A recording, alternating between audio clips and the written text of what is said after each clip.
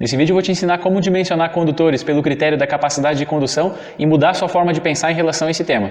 Muitos eletricistas, técnicos, até mesmo engenheiros acabam enxergando a capacidade dos cabos de uma forma errada e isso leva a uma dificuldade maior na hora de entender as tabelas que constam na NBR 5410. Dimensionar cabos não é tão difícil e eu vou te mostrar o porquê. Quase tudo que envolve a escolha do condutor ideal para um circuito se resume à temperatura suportada pelo material isolante. Praticamente todos os cálculos, fatores e tabelas que são levadas em consideração têm como objetivo não deixar com que a temperatura exceda os limites que venha a danificar a isolação do cabo. Então, basicamente, o que nós temos que fazer na hora de dimensionar o condutor é verificar se a temperatura de trabalho não vai ser maior do que a temperatura que a capa dele suporta. Essa limitação da corrente máxima por bitola não tem a ver com a capacidade do cabo de transportar energia necessariamente, mas sim com o quanto de calor que ele vai gerar quando conduz uma determinada corrente elétrica. Quanto maior a seção do condutor, menor é a sua resistividade e, consequentemente, menos potência vai ser dissipada pelo efeito Joule. Vejam, a potência é igual a resistência vezes a corrente ao quadrado. Na corrente não é possível mexer, pois quem determina é a carga. Então, a forma que se utiliza para diminuir a resistência e, consequentemente, diminuir a temperatura do condutor é aumentando a bitola. Então, aumentar a bitola não tem a ver em si com aumentar a capacidade do cabo de conduzir eletricidade. Tem mais como objetivo diminuir a resistência e, consequentemente, diminuir a quantidade de calor gerada.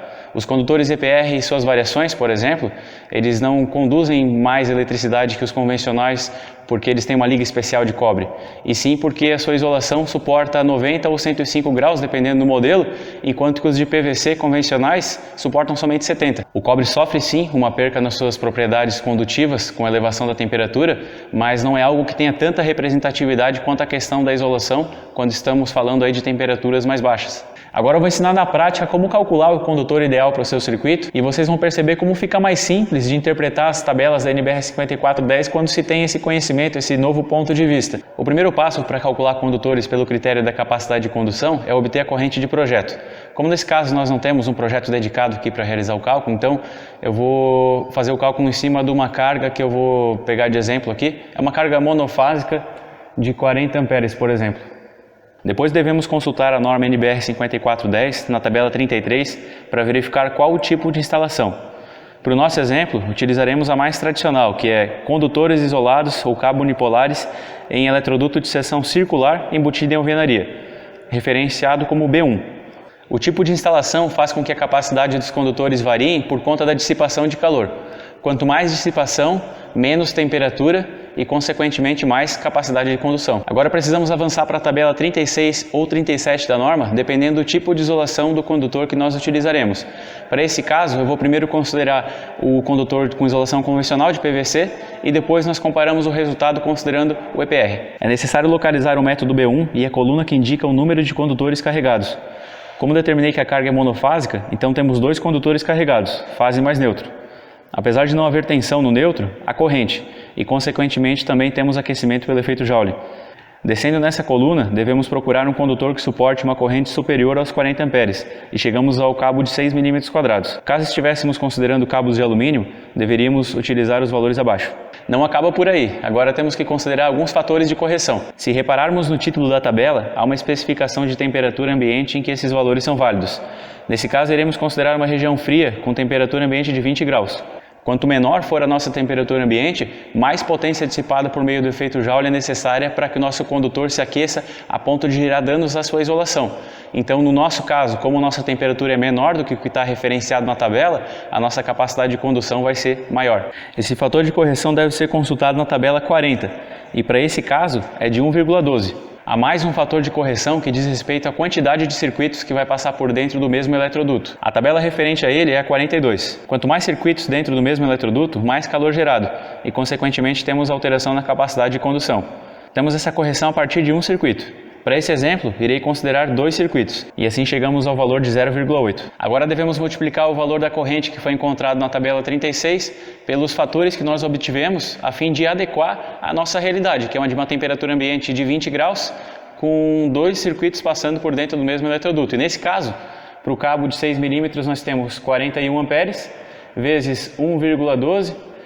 Nesse caso, esse fator de correção aqui da temperatura, como a nossa temperatura ela é menor do que a temperatura que foi indicada na tabela, então nós teremos uma capacidade de condução maior. 41 vezes 1,12 vai dar um número maior que 41.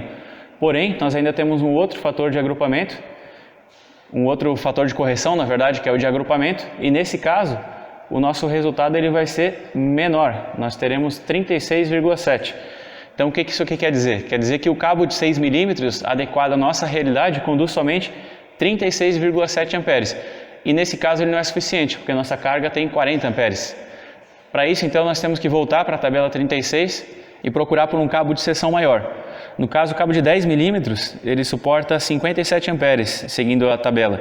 E multiplicando pelos mesmos fatores, nós chegamos a 51 amperes. Então, nesse caso, para a nossa realidade, com cabo de isolação de PVC, com essa corrente, da forma que foi instalado, a menor seção que pode ser utilizada é de 10 milímetros. Para um dimensionamento mais completo, é necessário levar em consideração outros métodos também, como o método do curto-circuito, da sobrecarga, da queda de tensão e também as seções mínimas indicadas pelas normas vigentes. Agora vamos considerar o mesmo cenário, porém com cabo EPR. Nesse caso, podemos optar inicialmente pelo modelo de 4 milímetros, que nas condições da tabela pode conduzir até 42 amperes, sem chegar a temperaturas maiores do que a suportada pela sua isolação. O fator de correção de temperatura ambiente é diferenciado para os cabos EPR, e nesse caso é 1,08 seguindo a tabela 40. O fator de agrupamento é o mesmo, 0,8. Então basta multiplicar 42 vezes 1,08 vezes 0,8. E nesse caso nós temos 36,2. Ou seja, nosso resultado para o cabo EPR de 4 milímetros é próximo do que era o nosso de 6 milímetros de isolação de PVC. Ainda não é suficiente. Então devemos voltar à tabela, pegar o modelo maior, que é o de 6 milímetros quadrados, que permite 54 amperes. Então devemos refazer nosso cálculo, agora considerando 54 amperes, vezes 1,08, vezes 0,8. E nesse caso nós temos 46,6 amperes. Então, com o cabo EPR, nós podemos diminuir a bitola de 10 milímetros para 6 milímetros nessa mesma circunstância. Fica claro, então, que a capacidade do cabo está limitada pela sua isolação. Nesse caso, nós conseguimos reduzir uma bitola pelo simples fato do material isolante suportar uma temperatura maior. Obrigado por acompanhar esse vídeo até o final. Se inscrevam no canal da Brasiltec e até a próxima.